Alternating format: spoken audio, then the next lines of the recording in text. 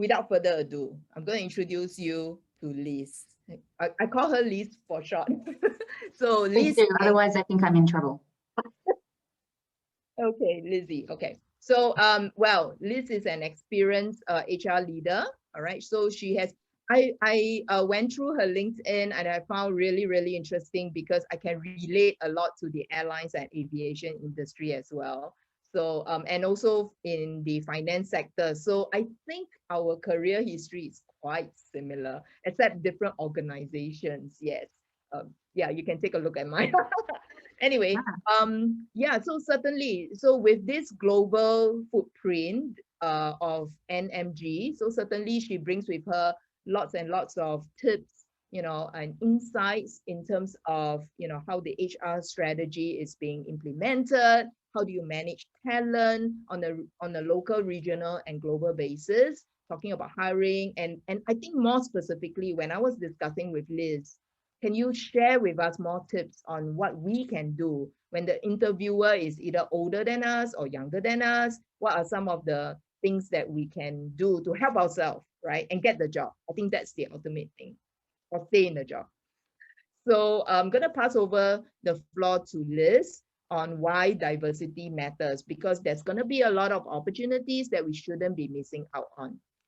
Okay, so thank you for that. Liz, are you ready? Yeah, Take it away. Just get this technology working. Can you hear me? Oh yes, very well, and I can see your back. Great. Okay. Well, Christopher is so responsive. He gave you the thumbs up. Thank you, Christopher. This is good. If we can just keep the positive reinforcement going, that would be fantastic. To the end. Okay. All right. Well, thank you so much, Eileen. And it's just such a great pleasure to be invited today. And I'm really looking forward to a really interactive and positive conversation over the next couple of hours. I think as Eileen mentioned, she's asked me to have a conversation around diversity, try and make it as practical as possible in terms of my experiences and what we look for from a HR or human capital perspective. But also, I suppose, you know, looking also at diversity, but also in terms of, you know, our broader looking for roles and just talent acquisition and recruitment in general. So we'll touch on some of those topics and obviously respond to your questions as much as we can. See, I've been listening. So just a little bit about me. I'm just trying to move my little thing so I can actually see my own slides. There we go. So I've been working in HR for over 15 years. I went straight into the field after finishing school. I remember going to my school counsellor and they said, "What's your best topic at school?" And I said, "Business studies." They said, "What do you like doing?" And I said, "Working with people." And they said, "Okay, you want to work in HR." And basically I've applied that advice to my entire career so far. So it is amazing how much of impact one mentor can have so early on in your career. I joined the airlines straight out of university. I worked in employee relations whilst at university in the restaurant industry. In the last few years, I've been working across consulting and finance, so jumped across a couple of industries, and I'm really lucky to have worked in a few countries. So I started off in Sydney, moved to Melbourne, then up to London for 5 years, working across the EMEA region, and 7 years ago landed in Singapore, and I'm very lucky to be here.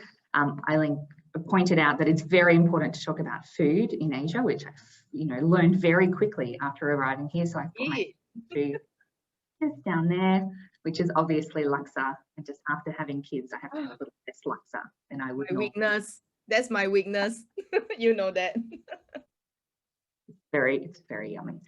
I suppose maybe just to start off with a brief story of my personal experience with diversity and biases in people's perceptions and hiring processes.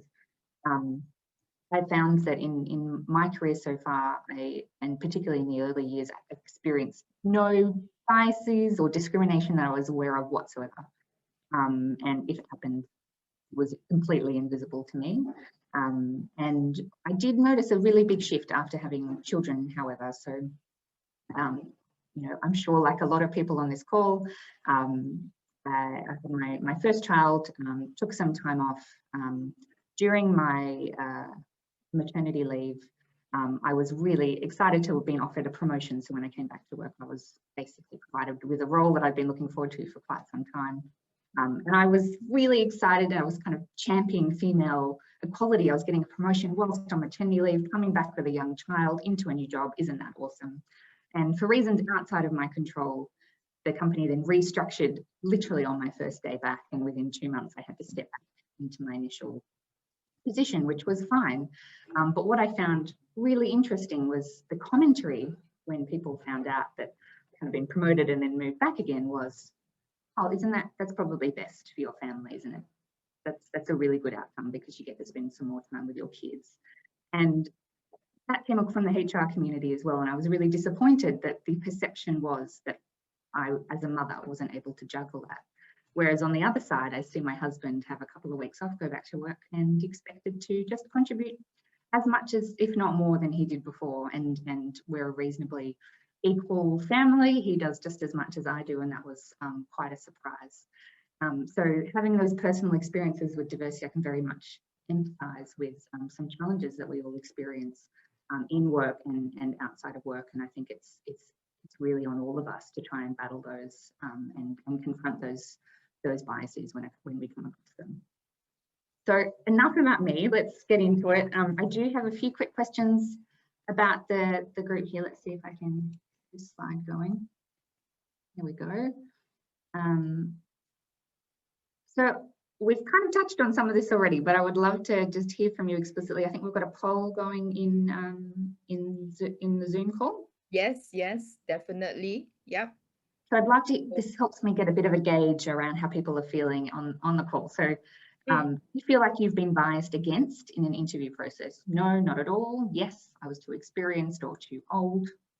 Yes, I was viewed as too young or inexperienced. Just seeing the numbers come through here. 1 minute. Okay, so we've got more than 50% have voted already, but hey, I think we've got more. So what do the rest think? Do you feel you have been biased against, right? This is anonymous too, so just put it out there, right? Yeah. Anonymous, absolutely. Anonymous. So no worries, yeah. If you've been biased against, right, during an interview, someone looks at you or look at your CV and they make some kind of judgment call based on that. Okay, we've got like over 60%, close to over 70 now, over 70. I think, yeah, everybody's kind of trying to understand their choices there. Okay, so maybe I can end the poll and share the results. Okay. So let's see, I'm sharing the results now. Here's what we've got. Interesting. So a third of people say no bias. Fantastic, that's awesome. But then we have, I don't know the demographics of people in this group, but obviously we're seeing 48% are, 48% are saying yes, they've been biased against in terms of being too old or experienced. And I'm assuming that that's a reasonably, like a very large proportion of people on this call. Yeah, that's like half the crowd, you know? Yeah. And then still like 20, it's nearly a fifth of individuals saying they're biased against in terms of being too young or too experienced. So this is a very common experience, this kind of concern. But encouraging that we see a 30%, a good 1/3 said that no, they're not being, you know, discriminated against. Yeah, very sad. Awesome. Okay, cool. Yeah, I've stopped sharing. That's good. Okay, and then the next one. So this is, I'm going to have to just duck off my screen share so we can pop into Menti, don't I? Yeah. That's true. Next question is, yeah, what biases do you think are generally held? We did touch on this earlier, so this might just be a slight repeat of the question, Eileen, that you asked earlier. Okay, so if you can stop share. Yeah. Okay. So guys, if you are in Menti itself, okay, so we will be seeing this. All right. What biases are held against younger employee group? Okay, so what biases are held against younger employee group? So can everybody see this?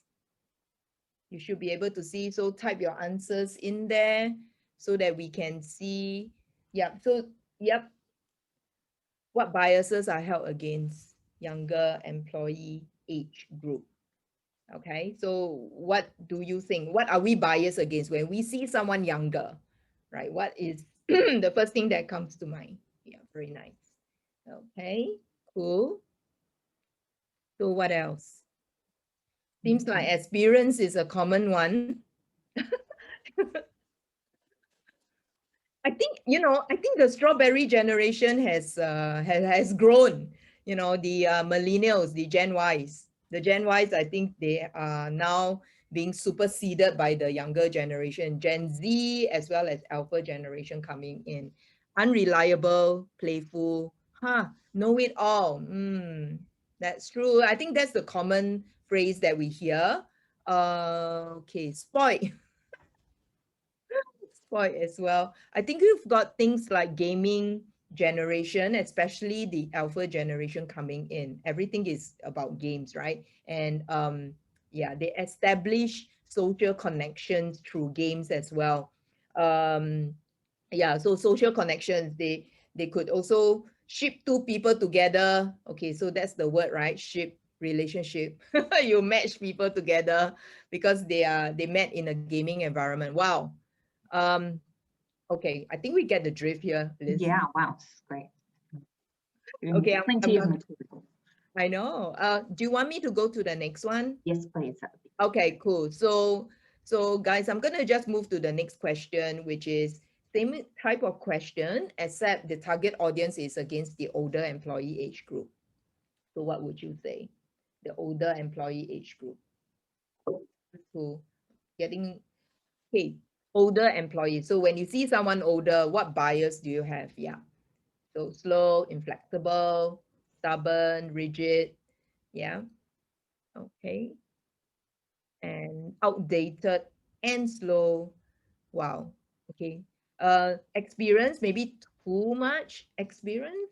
I'm not sure. Overdone strengths is what we always say. Sometimes, you're good at something. I was in a situation where I talked so much about what I know, but I wasn't aware that to the listener, I come across as, overdone strengths that they don't even need to hear. It's kind of, it's too much. Yeah. We've got, expensive to hire. Okay, long learning curve, unwilling to learn. Okay, outshine the boss. I like that one. How cool is that, Liz? Yeah. Okay, so I'm gonna stop share and Awesome. pass the Thank floor. you very much, everyone. Yeah. Really appreciate it. Okay, I'm going to share again. All right. So that's some really good content, and I will be referring back to that. Yeah. Thank you. Let's make sure. Okay, great. So obviously, I think you mentioned, Eileen, you brought up this topic. Did you say 10 years ago? Yeah. So, yeah. So this has been around a while, and it's been something organisations are increasingly focused on. But as we can see, there's still a lot of work to go. I think the fact that we had the large majority of older participants on this call saying they felt discriminated against at some point around their age is pretty telling. And here's some stats here, and none of this will surprise anyone on this call. So let me just again. So I'm trying to move the second read this. Okay. So 43% of baby boomers, 27% of Gen Xers believe their age negatively impacts the pursuit of job-related opportunities. Older participants in studies feel they have less training opportunities as they get older, and people in age brackets 18 to 35 feel they aren't being promoted or giving leadership roles because they were too young. So this is absolutely permeating our experience of work, and what we'll talk to a little bit is some of the elements that impact this, but also what we can do to battle it personally and deal with this as we move into the workplace and into different roles. So just some of my thoughts on diversity and I'm going to kind of move between a bit of theory and some practical tips to try and make this as implementable for you as possible. So firstly, I'm sure that none of these titles are a shock to anyone. I think the key takeaway here is, firstly, there is a lot of work being done on diversity at the moment, and the more research there is, the more content there is that reinforces the importance of diverse hiring practices, of ensuring that we mitigate and minimise our biases in the workplace. And you can see some of the headlines here. So diverse teams feel uncomfortable, and that's why they perform better. We'll touch on a little bit further later. That talks about gender diversity. There's case for hiring older workers, for age diversity, different levels of cultural diversity. There's now a lot of research coming out about neurodiversity. So, you know, individuals who may have different ways of kind of cognitively processing information. So individuals with dyslexia, for example, how do we make the workplace more inclusive for them? And so, you know, it's very clear that this is critical, and we need to be able to talk to and grapple this.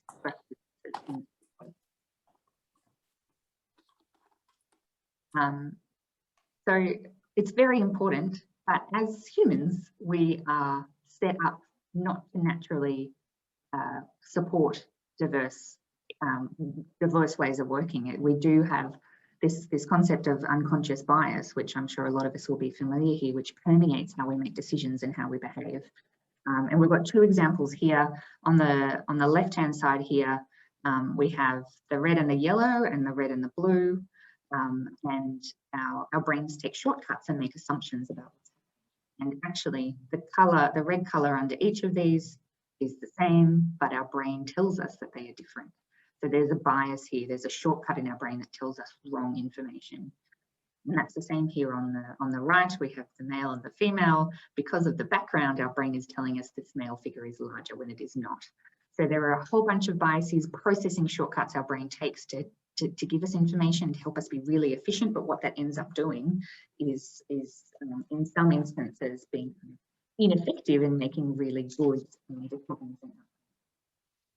And Eileen, jump in if I'm missing anything at any point. You know. No, this is so true. And also, you know, sometimes when we look at things, the environment, the lighting also does impact us, right, in terms of how we perceive the picture. And clearly the second picture on the right says that, right, because of the picture at the back. So we see these two figures as one, the female standing closer to us, and then the male standing a little further from us because of the backdrop. Yeah. Very cool. Yeah. So, but to be very clear, biases are not the actions of bad people. All of us have these unconscious biases, and it's part of being human. So we're just going to have to deal with this, and the best way of doing that is to be aware of them. So as humans, we've evolved to take shortcuts in decision making, and they might bias us. And there's a lot of research around this. A really simple way of thinking of it is in the system thinking, which is a product of Daniel Kahneman's research. He's a Nobel Prize award-winning behavioural economist, very smart man, and he's a publisher of the book called Thinking Fast and Slow. And he talks to kind of two different systems. So system one thinking is intuitive, it's automatic, it's effortless. It's kind of like that fight or flight reflex. That's the extreme version of this. So you need to make a really fast decision. The house is on fire. Let's get out of here. Let's apply that kind of system thinking. And system two thinking is really deliberate, analytical, rational. It requires far more effort. And that's when you really engage the kind of more evolved cognitive processing of our brains, which I think we could say humans have developed in more more evolved versions of ourselves than maybe when we were millennia ago. And I suppose to give some examples of this, and to go back to the topic I was talking about in terms of, we're talking about age biases, but again, maybe looking at family responsibilities. I was working with a manager not so long ago. We had someone returning to the workforce from just having a child, and there was a promotional opportunity. And I was like, well, why don't we reach out to this individual, because there's certainly talent within our business. We need to make sure they're included. And this manager said, oh no, that would be a bit too tough on them right now. Okay, let's step back. That's system 1 thinking. Now let's engage system 2 thinking. Why don't we give her the opportunity to talk through that? And absolutely, when you kind of challenge that initial assumption, then we get to a point where absolutely we're able to have that conversation. So it's useful to really challenge those assumptions. And we've all been there. I had a friend of mine recently tell me, I'm about to go studying. She's starting an MBA. She's just come back from maternity leave, and my first instinct was, "You're brave. Good on you."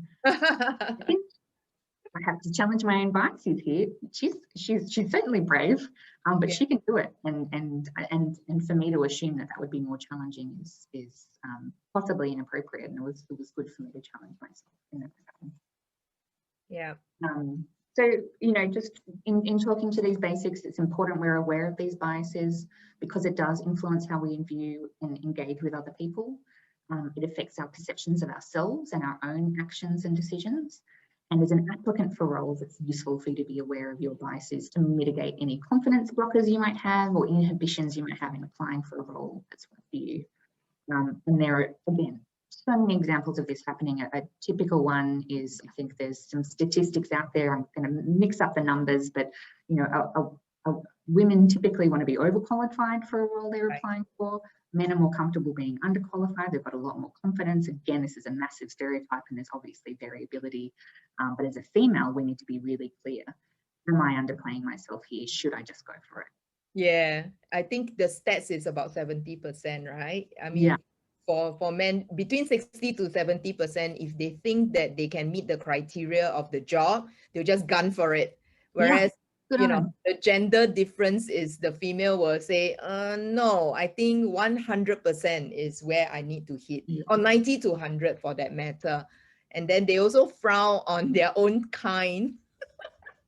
They frown on their own kind and say, she doesn't have 90% or 100%. Why should she go for the job? You know, something like that. Yeah. There's some damning statistics, aren't there? Yeah. I know, yeah.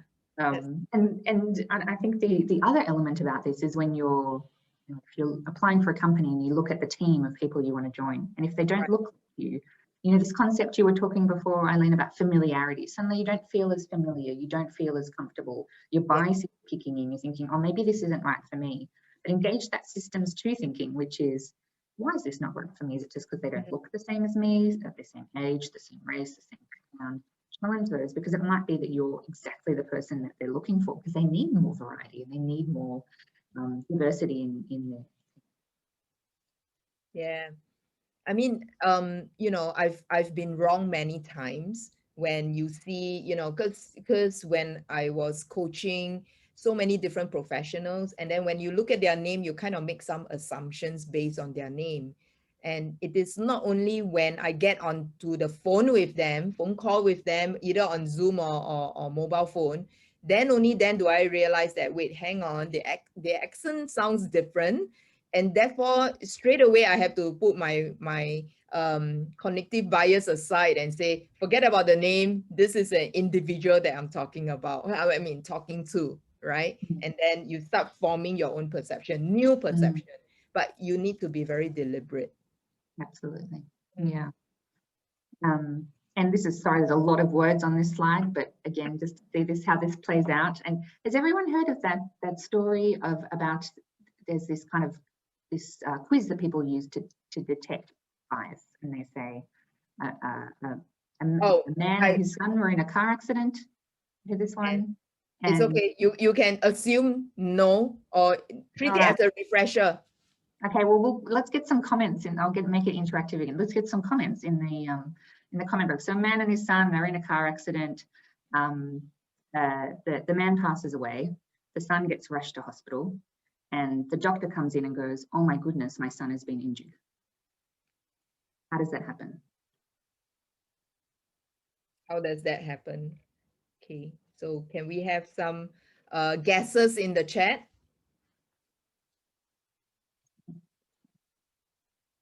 Here we go. Christopher got it in one. So what typically happens is people just go out of their way to try and describe this, assuming that the doctor is a man. Like, how is this guy the son? Yes. And they say maybe it's a priest. Another Eileen got it as well. Yeah. Yeah. Cool. So Yeah. that's just an example of people assume that doctors are male, and we need to kind of question what are our assumptions here. So if we assume that managers are older men, we'll probably, absolutely, I think there's a comment on there around confirmation bias. We'll look for stuff that confirms bias in that way. And then if we're applying for roles and it's not a male manager, maybe we will second guess that, or maybe we will think that's not the right opportunity for us. We might close those opportunities. So do question that. Again, you know, if you're applying for roles in a male-dominated industry and you're a female or vice versa, you know, don't let these kind of inherent biases around and what you think that profession entails prevent you from pushing. So not losing out on this opportunity, right? As what you have just mentioned, a male-dominated environment, you know, where we are presented with that kind of job opportunity and we see the environment, that could be a good opportunity to sell up on diversity. Absolutely. Upsell. Yeah. And be leveraged. Cool. So I was asked a few questions to talk to just to try and make this really practical. And these are my points of view, and I do try and back this with research, but obviously this is a relatively evolving field. So there might be different opinions out there. Obviously, it's to be challenged. Meaning to say, don't quote Liz. When you get it wrong, don't quote Liz. Yeah, just stuff I get right, you can quote me. That's fine. Yeah, when you get it right, they can quote you. Okay.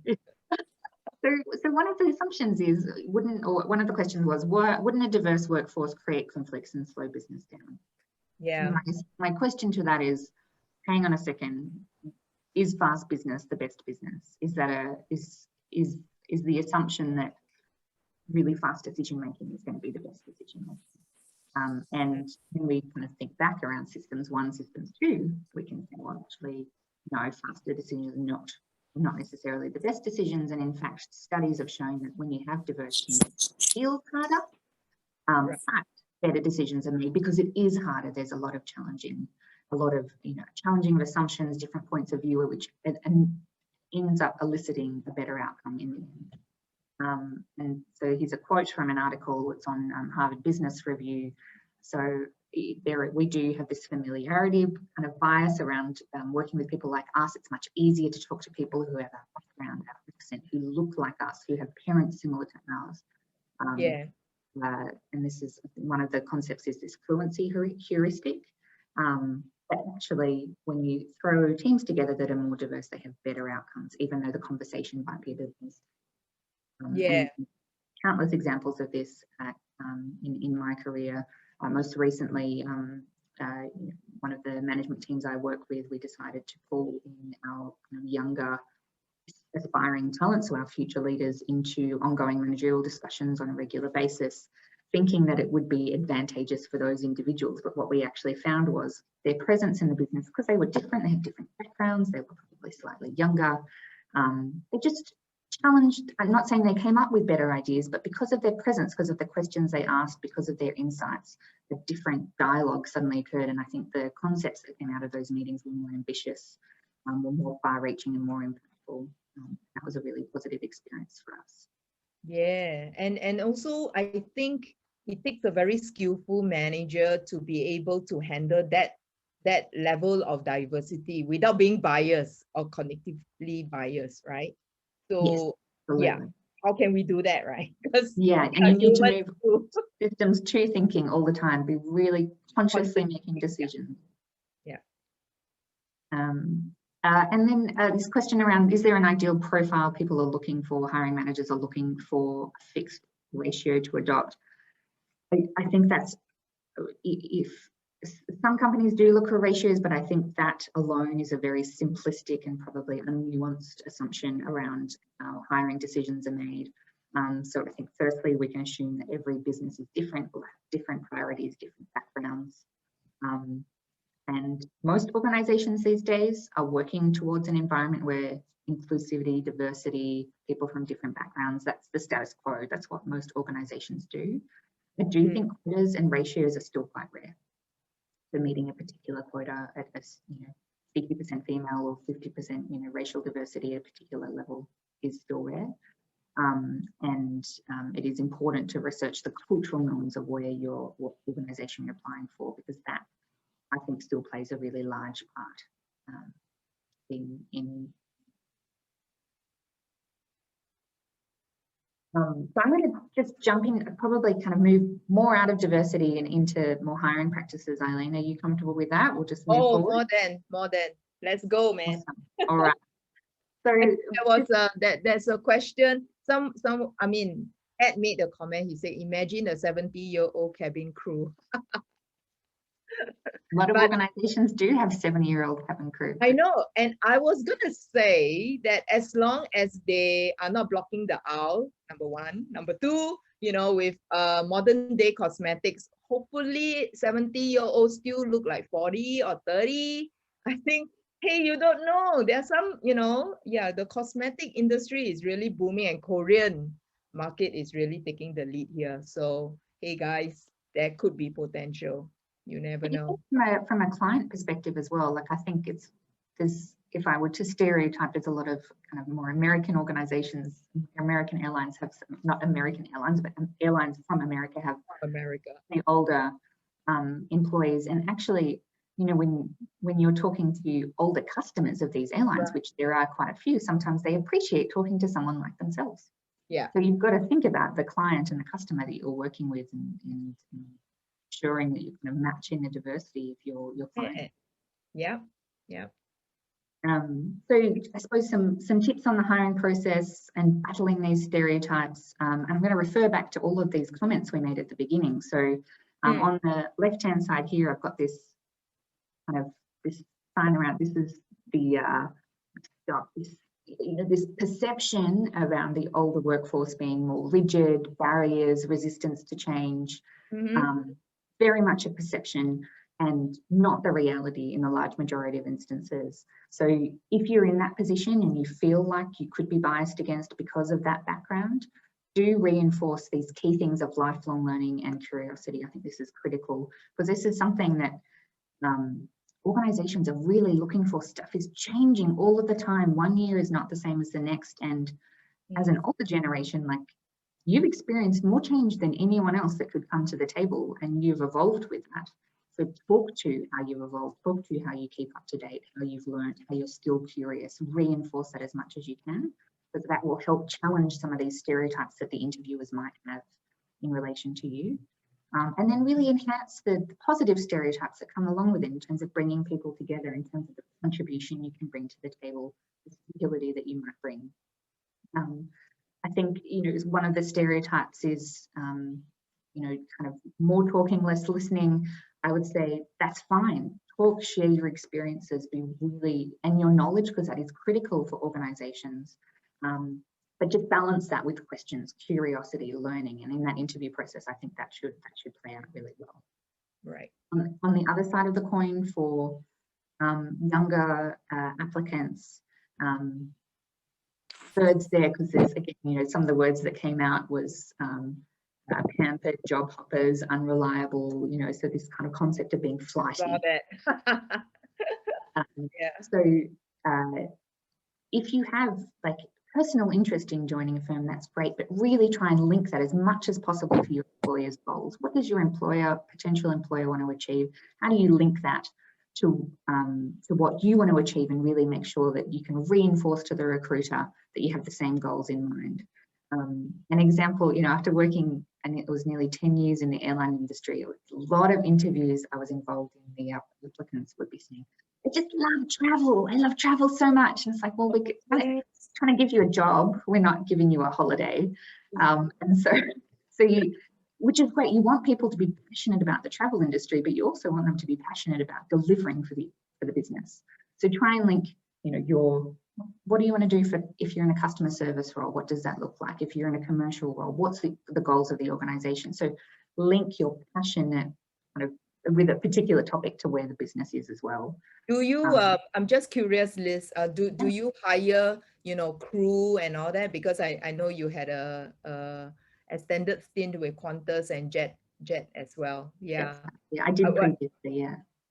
Oh, okay. Are you involved in the hiring of the crew? Yes, yeah, not anymore. I'm in a different business, but I did Yeah, previously. I know. In the past. In the past, yes.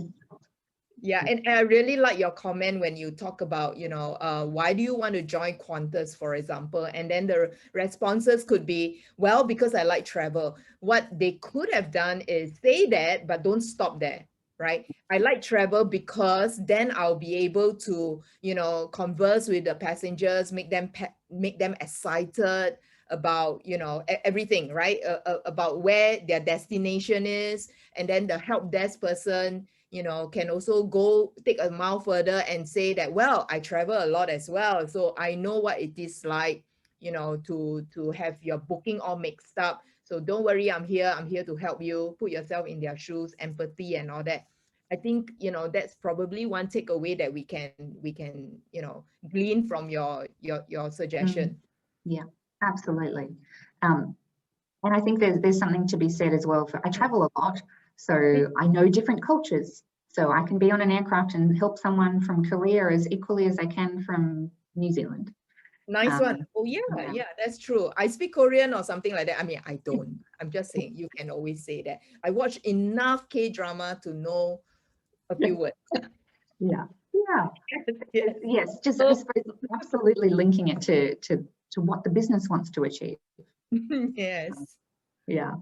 And I think that when I interview kind of millennials, and I just come out of a lot of graduate recruitment, and the word, if I could use one word that is repeated the most, it is, I want to make an impact. And that's why I put these arrows here, whether it's true or not, the perception is that they're stating it more. I want to make an impact, I want to do something that is meaningful.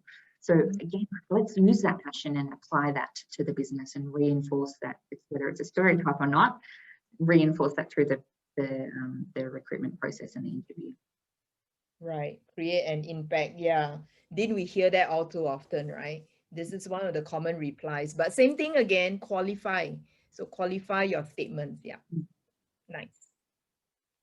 So just I've put in a really just a quick slide here around this is a framework I've used to assess promotability and future potential in applicants and in internal candidates. And I really love this because it talks to soft skills, and I say soft skills with the little bunny ears because soft skills are so important. So get the hygiene factors right in terms of your application. Make sure you have most of the skills that you're applying for. Obviously, if you're applying to be an engineer and you don't have an engineering qualification, that might be troublesome. Yeah. Soft skills, the so-called soft skills, are critical. And I think, if we were to just go to the basics, I've highlighted here just 3 that I think I'd love to see in an interview. So the one that just is fundamental to all else is self-awareness. And this is where bias stuff is critical. So what do you bring to the table? What are your strengths? What are your development areas? How do they link to the company that you're going into, to the values that they have?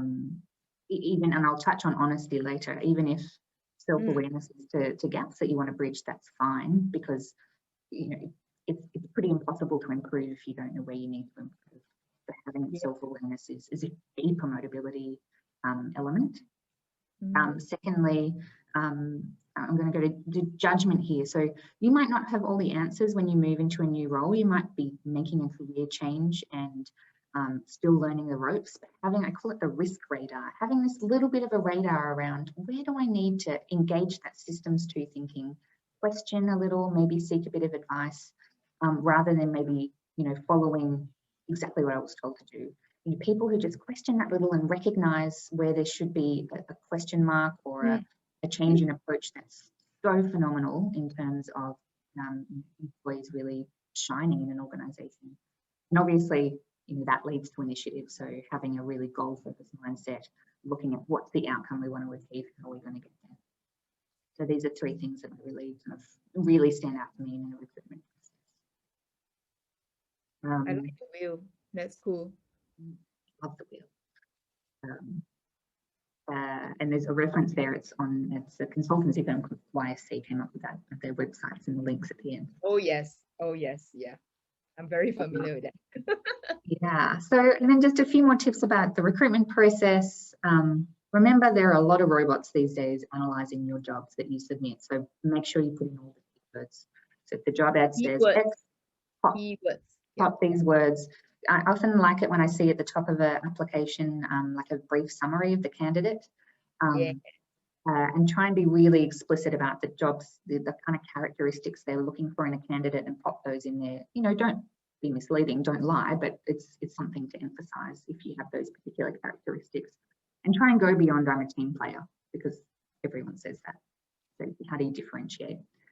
And I know Eileen was shocked when I told you this, but actually when I'm about to go into interview and I've seen that the candidate has looked me up on LinkedIn, I love that. It just shows, again, going back to the previous slide, someone has taken the initiative.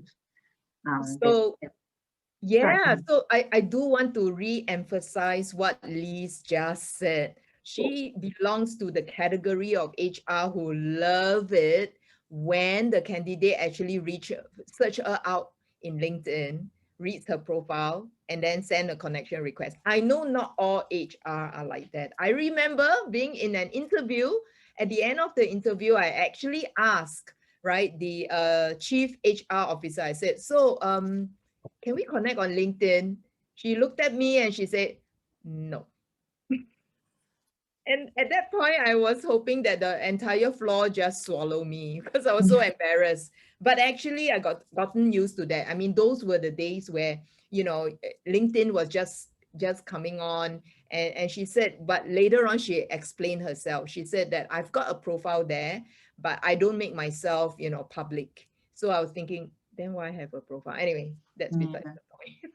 But I love it. Thank you for being open. Yeah. Yeah, and it's not necessarily even just about connecting. It's just demonstrating that you've looked, that you're curious about your interviewer. You want to know what their potential biases are, their background. How do you demonstrate a sense of familiarity with them? Oh, I looked you up. You know, you've been in Singapore and you love laksa. I don't know. But yeah. Like I saw that, you know, with your banking and also your airline background, we have similar background as well. Janice made a comment in the chat. She said, hope you don't think that, you know, the candidates are stalking you. Yeah, so I'll get to that on the next bit. That's okay. Question, right? That's a good question when you have an answer. Yes. So yeah, do your research, be authentic. So of course there's kind of extremes of this. We need to be reasonable. If you're applying for a role in a really big bank, maybe quirky personalities are less normal. Where I work in a reasonably niche consulting firm, we love quirk, we love personality. We love it when it shows out. We love it when, you know, people put on their CVs that they're a pro surfer and then people get excited. So having those attributes are really, really important. And being really honest. So it really does shine through. You know, if you're doing a lot of interviews, you might be your 10th interviewing for the day. Think about, how do you brighten up this recruiter's day? How are you memorable? Yeah, how do you leave a lasting impression? I like that. Yeah. And some of that is just brutal honesty. I checked in with my husband. I said, you do a bit of recruitment. What do you think? And the one thing he came up where he works for a large tech firm, he said, I just want brutal honesty. Just want to tell me what they're expecting, what they can give, and make a decision. Cut to the chase, right? Yeah. And yet, I think euphemism, a bit of like, you know, there's a nice way of saying things, but not lying, right? Yeah. It's same facts, but say in a nice way. Yeah, exactly. Yes, it does. Obviously, positivity is still important. Yeah. But it could be like, this is something that I'm really working on. I'm very curious and I'm really keen to develop myself in this area. That's another way of saying you're not great at it yet, but you're self-aware and you're curious and developing. Hitting the boxes. Ask questions, which helps with the familiarity aspect as well. So playing to the biases, have you hired others like me? Where are they now? So if you're seeing a lot of people who look like you, ask, are there other people like me here? And how have they progressed? Really challenge that. This is really good. I think this is really good. I just want to remind everyone to pay attention to this slide. You know, yeah. how would I quickly, and again, to get to the outcome-driven piece, a recruiter wants to know I like this. Yeah. the impact. How would I quickly get up to speed? What does success look like? Those kind of questions are just give recruiters a little bit of a buzz. And it can't be formulaic, so you really need to mean it. You need to listen to the answer, think about how you can apply it. Obviously, it needs to be meaningful, but these are good questions to ask. I think it was Janice who asked about the stalking. Yeah. So do you follow up with a brief email? You know, there's talking about biases.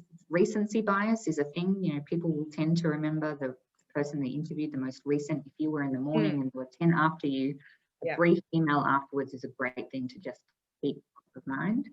Be persistent, but don't be too persistent. So, you know, one follow-up email is great.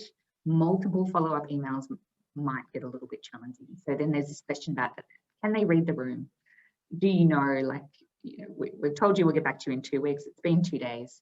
We've got lots of people to go through here. You've got kind of understanding the process, and then be a question mark in the recruiter's mind. So just get that balance right around the follow-up and the pause. Okay, so I'm going to ask you a follow-up question on this one, because I do get questions as well. Like, if you say the HR says that I'm going to give you an answer in 2 weeks time, and right now it's already like coming close to 3 weeks. And so, you know, will you be okay if they call you out and say, you know, from our last chat, I remember you say about 2 weeks, it's coming to 3. Will you get offended if you receive emails like that? Not at all. Wow. You're good. Probably exception too. Which is not the norm, right? Some may, I don't know. I mean, some may say, wow, you know, are you trying to catch me? You know, are you trying to, you know, corner me and then, you know, hold me to my words? And actually, why not, right? Well, for me, it says because I know a lot of people are going for a lot of interviews. So I know you're keen on our interview. We made a good impression. You're passionate about our brand and what you want to do here. So it tells me a good story about the levels of commitment to the role. Yeah, very true. That's positive, again, in moderation. I think because everyone's time poor. Yeah, Ed asked a question in the chat. So when should we send the follow-up emails after the thank you email? Is it every month? If they never say like, I'll come back to you in 2 weeks. What if they never say that? Then what's acceptable to you? That's a tough one. I would say a couple of weeks is probably appropriate. Oh, you're so good. He suggested, is it every month okay? Like 4 months? Yeah, I would follow up once. And if you haven't heard from them, make a judgment call about whether it would be good to follow up again. Maybe if it's a really large business and there's multiple recruiters working with the portfolio, and it could be multiple times following up. Okay, if it's a smaller business, there should just be one person. They get all the same emails, just one. Right. I don't know if you're going to address this, but we are getting the questions in, and I think it's probably, you know, they are keen in your answer. Do interviewers have any sort of biases as well? Like, for example, if they're 5 minutes late for face-to-face interview, what? Yeah, that's a tough one. So yeah, if someone is 5 minutes late for an interview, you kind of assume that maybe that can be representative of their broader behavior. I wouldn't say it's a bias, it's just you're taking the facts that you have available about an individual's behavior, and one of them is that they were late for an interview. What I would say is that, you know, be open about the reason if you can. You know, apologize and then follow up. Don't ignore it. It reminded me of my interview with Sita, right? The network provider for airline industry. I remembered I arrived there late, and it's because they're situated all the way in Loyang, and I got lost. Please, in those days and age, there's no Google Maps, okay? Let me say up front, there isn't Google Maps. There's only this manual street directory. Yep, I'm exposing my age, but who cares? I'm just telling you there isn't. I really got lost, but I spent 11 years there. Yay. Yeah, I mean, you probably made a joke about it when you arrived. You apologized. I was panicking, and all I said is, I really got lost, you know. I keep going round and round and round. I keep missing this street. but it's really true. So I don't know, some people will buy your story, some may not, but I'm thankful they did because I gave them 11 years. You really made up for it. I think I did. Yeah. Yeah. Okay. Oh, so bad. Okay, very cute. Okay. Yep. And I think there's, yeah, please go ahead. Well, what I was going to say is, because I think I mentioned you, I might have to duck off for 15 minutes and just come back on again. So maybe if I just wrap up and then get back for Q&A round please again. Please do. Yeah. Okay. So look at this as the key takeaways for me was diversity, it's a focus, it's growing in importance and increasingly informing recruitment practices. Be aware of your unconscious biases in terms of yourself, but also of others and how they can inform the process, and challenge yourself to confront those ones that you have, because you will have them. I have them, everyone has them. Yeah. And diversity is just one of many considerations in the values, the alignment with your own, fine-tuning those soft but critical skill sets. And this is what continues to differentiate us from machines. As machines, continue to automate a lot of repeatable, tasks, what will differentiate us is that kind of system two thinking and those soft critical skill sets. So fine-tuning those is very important. I just popped our career page up. This is one of the companies under the Energy Group umbrella. Just I suppose to put in practice, these are our values for the group here. And absolutely, we do ask questions that try and elicit a response around how people are curious, make it about having input to those kind of things that just understand organizational fit. Thank you so much for sharing this careers page from NMG Group. So nice. And I've got a few links here. I know you'll share the slides. I've just highlighted in red this link here because this takes you to a Harvard test where you can learn your own biases. So they can be pretty long, but they're very interesting. So there's one on age, race, etc. So you can take those tests and understand it. If there are some unconscious biases. Thank you so much. This is great, and sorry for holding you up, but thank you for sharing all this. And everyone on the call, you will get a copy of Lisa's slides, and Liz will come back. Liz will come back, and then we'll take a look at those questions. Thank you so much. If you can just pass the screen share back to jump back into the tail end of David's presentation. Thank you. Thank you. Cool.